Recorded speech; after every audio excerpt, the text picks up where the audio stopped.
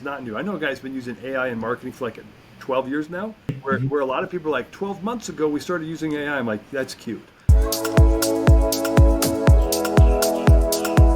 It's a great question. AI, it feels like back when cameras were new and like everything started getting a camera in it, like that pen had a camera in it, these glasses have a camera in it, and now everything's got AI in it.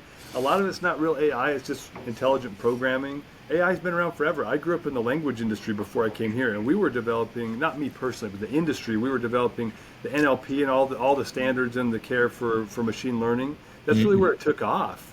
Nobody even knows what IBM Watson is in anymore, but like then Blue, and then like, but we were working with the early model stuff, the statistical the AI models that were being built. So there's my feather in my cap. I've been around it forever. I mean, like 15 years, guys. This is not new. I know a guy's been using AI in marketing for like 12 years now, where a lot of people are like, 12 months ago we started using AI. I'm like, that's cute.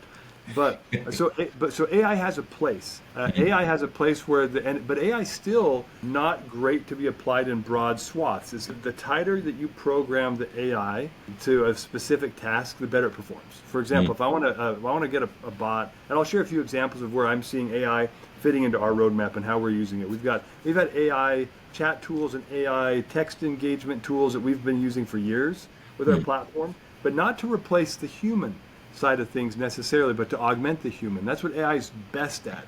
And you have to remember that. AI is not going to be great at contextualized, nuanced conversation management. It's why a lot of people are trying to use like Lumen or other people are trying to like throw AI into texting and be like, look what it does. Yeah. It's really, really good at scheduling appointments.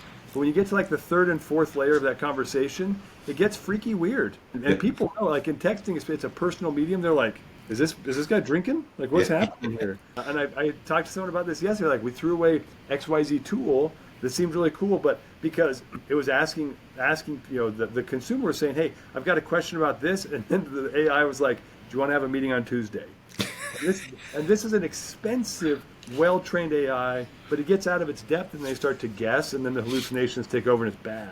Yeah. So niche, narrow use cases. I've got some really cool partners that are doing some great things with AI calling. It's getting good enough now that that's something we're going to experiment with and then probably bolt into the platform. AI for initial engagement, content development. That's old school but really helpful.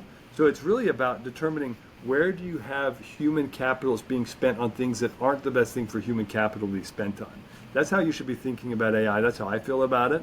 And so you find things like, content generation.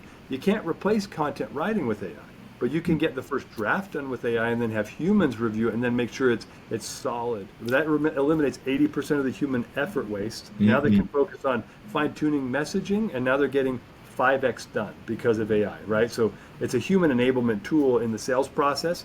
Powerful. You can do lead scoring with it. You can do analytics with it. It's great at those things, but be cautious. My word of caution for a guy who runs a sales automation and engagement company, you got to be cautious about how broad you try to apply it so you don't tick off your customers. Yeah.